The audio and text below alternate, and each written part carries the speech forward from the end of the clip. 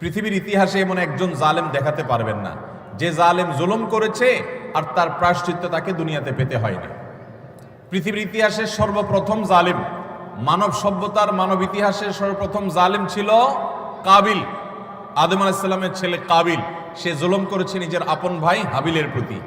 আল্লাহ তাআলা তার মুখ উন্মোচন করে দিয়েছেন, তাকে অপমান অপদস্থ করেছেন, তার এই কুকর্ম আল্লাহ তাআলা ফাঁস করে দিয়েছেন। এটি ছিল আল্লাহর পক্ষ থেকে তার জন্য দুনিয়ার শাস্তি, আখিরাতের শাস্তি তো আছেই। পৃথিবীর ইতিহাসে বহু জালেম গিয়েছে, নমরুদ জুলুম করেছে, আবু জাহাল জুলুম করেছে, উতবা সাহেবা জুলুম করেছে, অনেক পরাশক্তি জুলুম করেছে। আল্লাহ তাআলা তাদের প্রত্যেককে অপদস্থ করেছেন, অপমান করেছেন, তাদের মুখ সম্মোচন করেছেন, তাদের শাস্তি দিয়েছেন। তবে আল্লাহ ছাড় দেন। আল্লাহ বলেছেন ইন্নামা নুমলি লাহুম, আমি ছাড় দিয়ে রাখি। ইন্না কাইদি মাতিন, ছাড় দেওয়ার পরে যখন ধরি সে ধরাটা হয় বড় শক্ত, সেটা থেকে বাঁচার কোনো উপায় থাকে।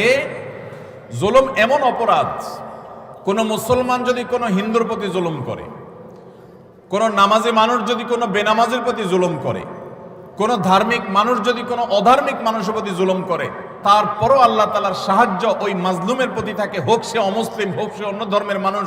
কারণ জুলুমকে আল্লাহ কখনো সহ্য করেন